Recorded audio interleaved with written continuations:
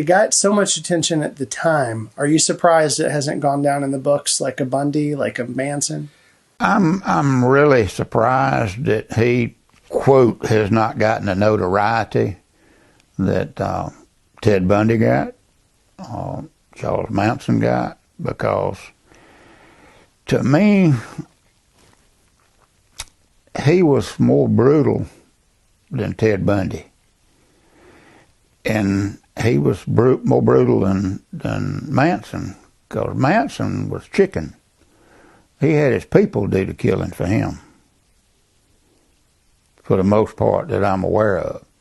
Again, Bundy killed his victims, Knowles killed his victims.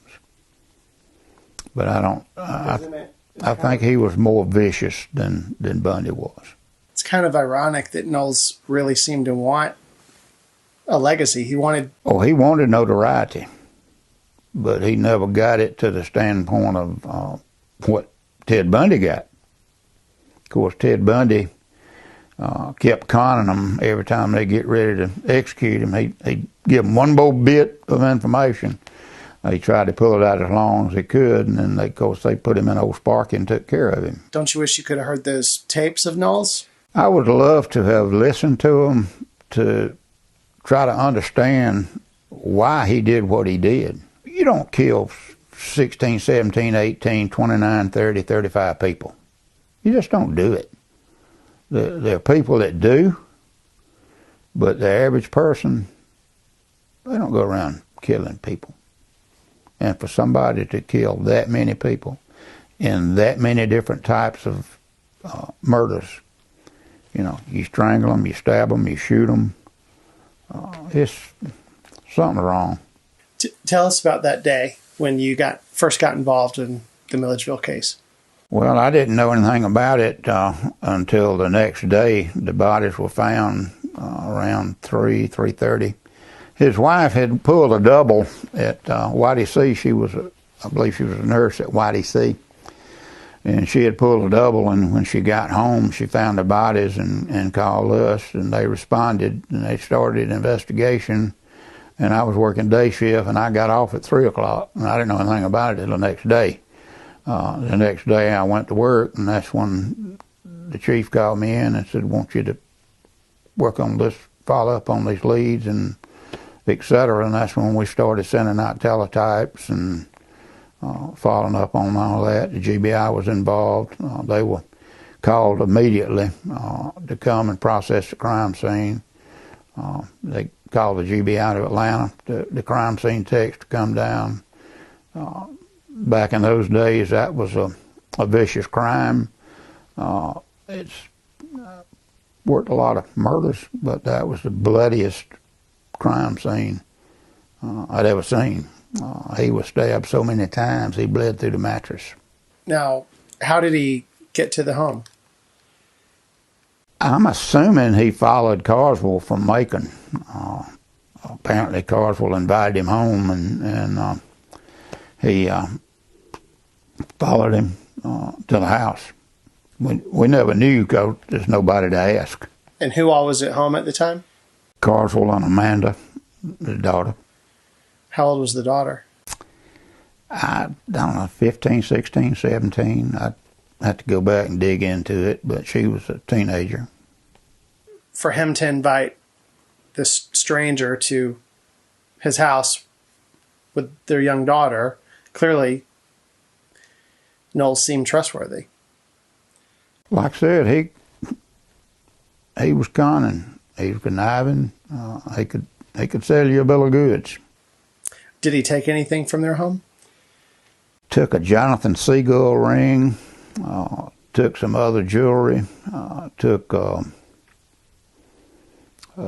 sport coat, and several other items which were recovered in Florida in the car that he abandoned when he had kidnapped the girl down in Florida. That's how we got involved in it. Where did he go from here? Went back to Macon, I reckon, spent the night, and then he started traveling again. We could put him in Atlanta, we could put him in Atlantic Beach, we could put him in Jacksonville, put him in West Palm Beach, put him in, numerous places after that. Looks like he committed these murders in Milledgeville got the stuff, and just moved on. That's what most of them do. They don't hang around. What was he traveling and from here, do you know? Have no idea. Don't know how he got to Milledgeville or how he left. Can't exactly take a plane or a train to Milledgeville. Maybe you can, but not too. It's a lot of walking. Yeah. And of course, what makes it so bad is trying to define it. Traveling criminals, until you find the crime and you know it happened at a certain time, that criminal could be 200 miles down the road.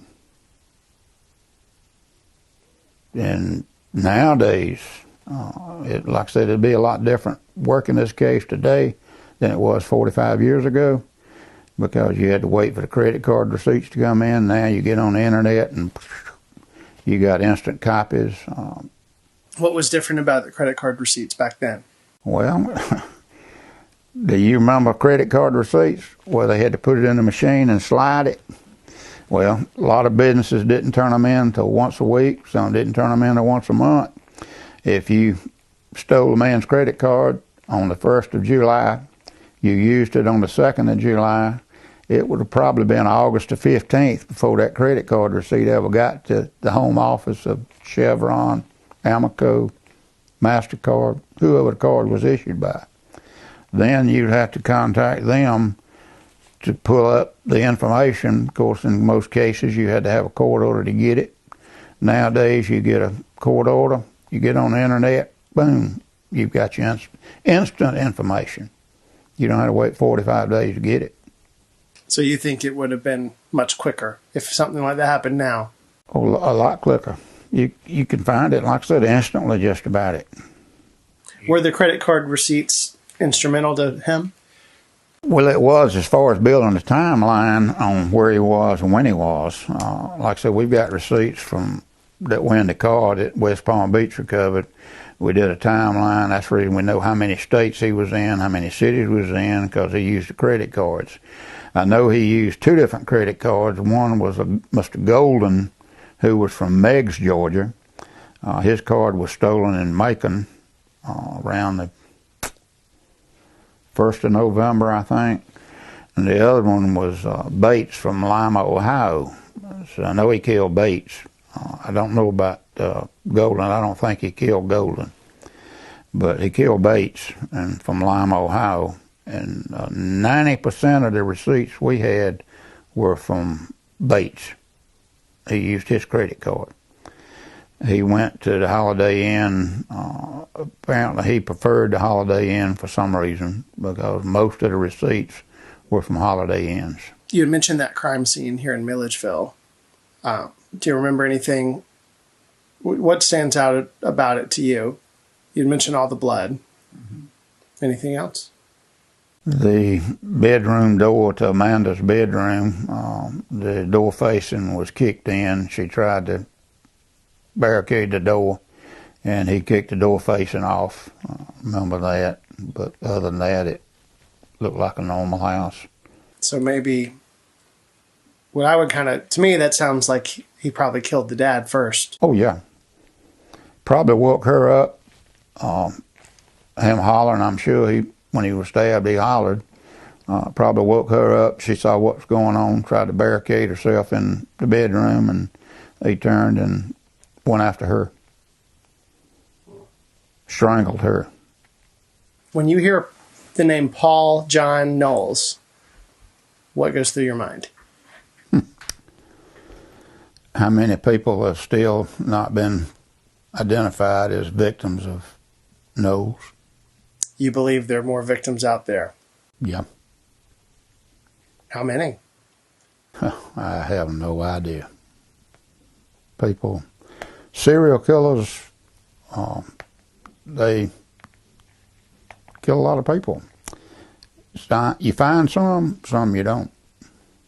And we know that Paul John killed 17 at least connected.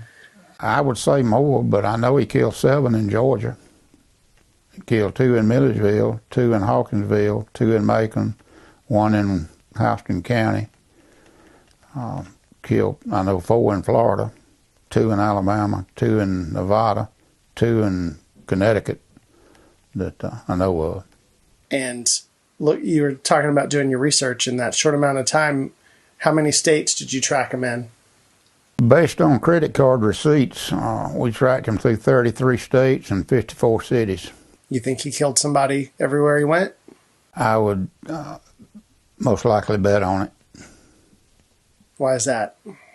Well, you've heard the old saying, lepers don't change their spots, killers don't change their MOs. So kind of describe what you think might have happened as he moved from city to city. He was a con artist. He could con you out of your wallet, your watch, your car. He was a smooth talker. Some people identified him as a ladies' man. He was brutal. He was mean. He was vicious. He's just, thank God we don't have a whole lot of them around.